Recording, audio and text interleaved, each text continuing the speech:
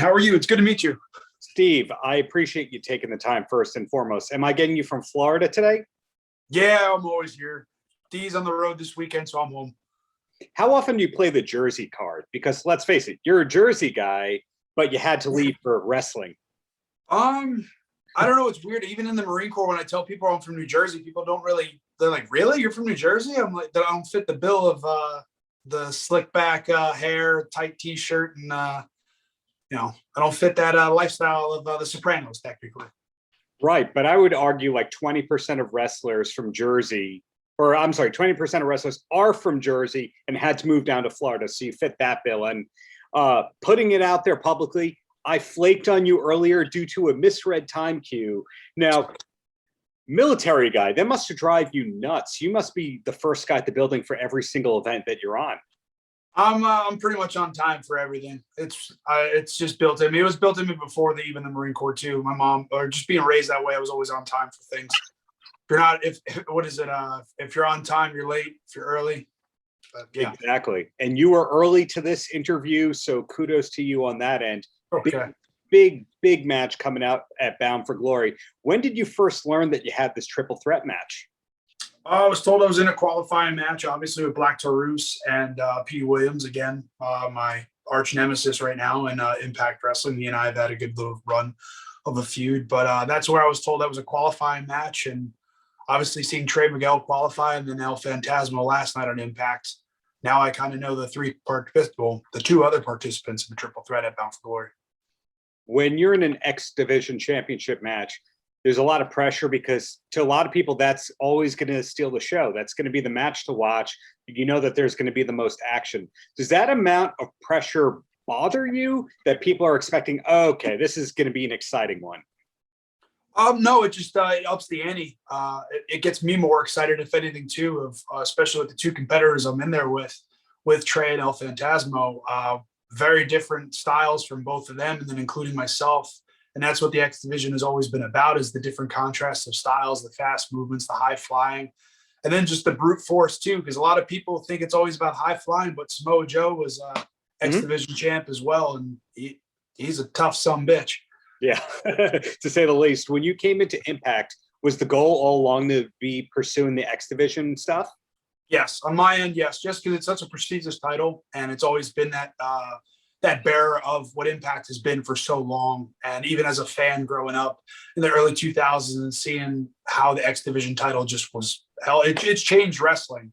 And you can see how it transcended from the independent style of wrestling and all the high flying and just intricate spots and moves into today's wrestling and how it is in AEW and Impact Wrestling, WWE, everywhere, ROH, MLW.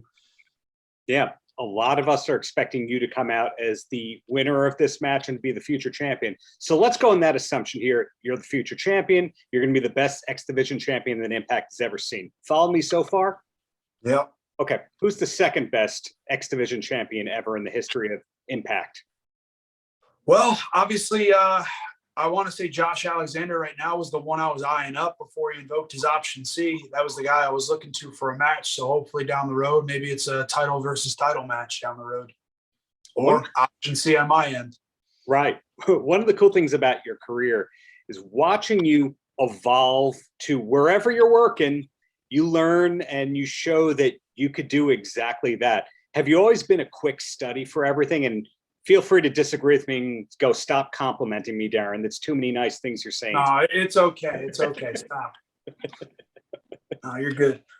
No, I think it's just, I hate saying that. Wrestling kind of came natural just because I've always been an athletic background, but just being a professional wrestling fan, not everybody can do it. And that's one of those things too, a test. Like once you get in the ring and you actually do it and you find that love, you have to be passionate about it. And that's the one thing is, I'm very passionate and I love what I do. It's the best job in the world. I get to be a giant kid every day of my life. And I technically will never grow up. I'm always going to be just a young, dumb idiot. They say that the year that you enter the wrestling business, let's say you enter when you're 19, you stay 19 the rest of your life. So do you feel that exact age?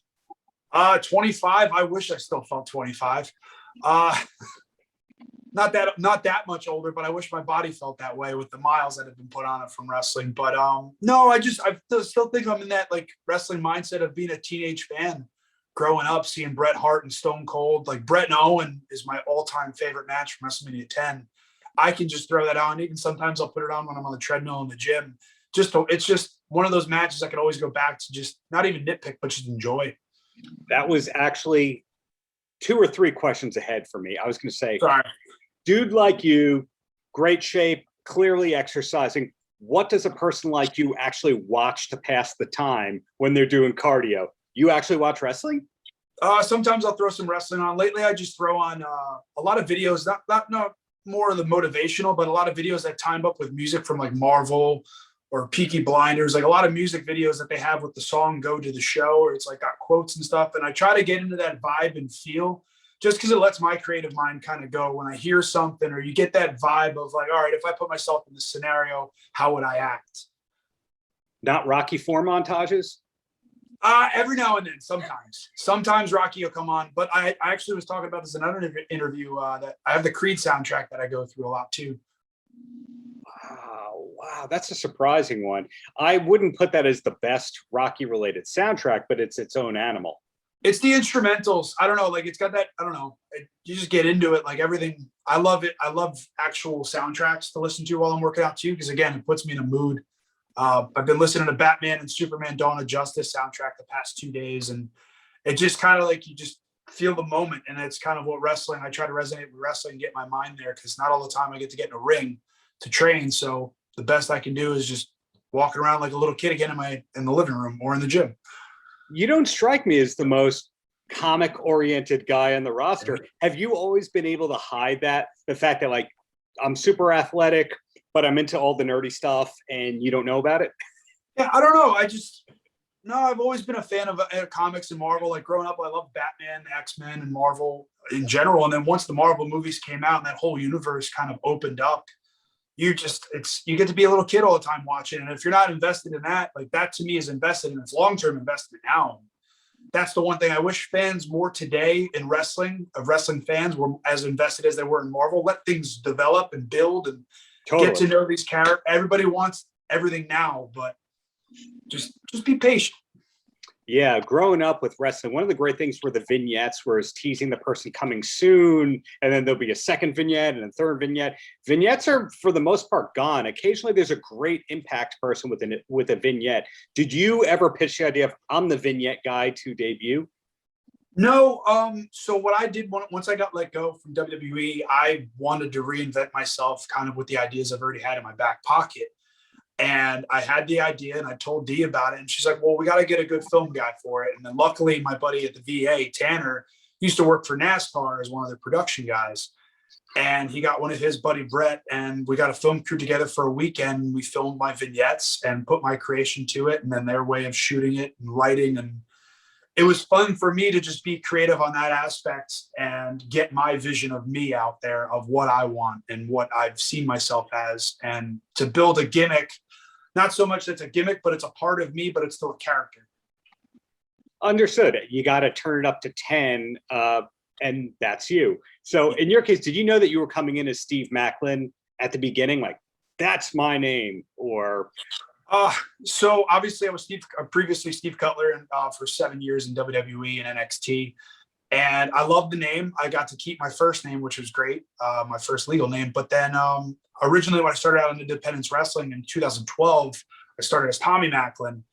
And I loved the movie The Warrior with Tom Hardy in it. And then Maclin, originally I was going with Mercer. And then there was a guy in the Indies with Mercer. I was like, well, I don't want to have the same name as somebody, because of the movie Four Brothers with Mark Wahlberg. Yeah, it's a cool name. Yeah. And then so I was like, oh, what's like an Irish name? I can kind of look around. And then Maclin just somehow came up on there. I'm like, all right, it still works with TM. And so obviously, fast forward to now, leaving WWE, I was like, well, I kind of want to be what I was at one point, but I also want to still stay Steve. I'm Steve. So, and my last name, legal name, is very hard to pronounce, and I don't want people to be confused. I was like, let me just go back to Maclin. Well, so the 3-syllable Steve name, people can chant a 3-syllable name. I was wondering if there was a strategy in your mind, like, has to be a certain number of syllables or else they can't get behind me. No, like my legal name, Steve Kubrick, like saying Kubrick is not a very high, it's always been just just butchered my entire time growing up in athletics with football and wrestling. Nobody ever gets it right.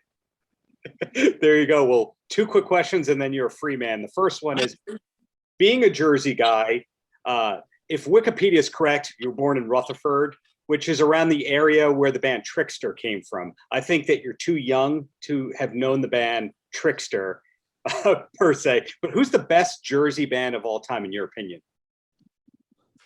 You gotta go with Springsteen. I would say Springsteen's the number one out of their Bon Jovi. Or his bunch of, yeah, no, he lives in Philly now because he owns the one team there. But yeah, I would say Springsteen. I think just because he's the most well known. I think he and JBJ are secretly in Colts Neck. You know, that weirdo rich town in yeah. There you go. There's a lot of weird rich towns in New Jersey that are just kind of hidden. There you go. But you grew up in the shadows of Secaucus and the Brendan Byrne Arena, and there you go.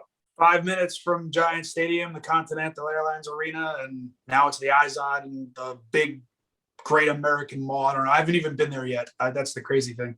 One day. And then the last question here. Do you have a TV recommendation you could pass along to someone who needs a new show to start besides Impact on Thursday nights, of course? So Yellowstone has been my go-to, and Deanna and I got her into it, and that's starting up again in November with season 4, I think. I think it's season 4. Yeah, but it's from top to bottom. The cast is great, the acting is amazing, and the storytelling is really good on it. Yeah. Kevin Costner, he's always been a great actor and one of my favorites. Paltrocast.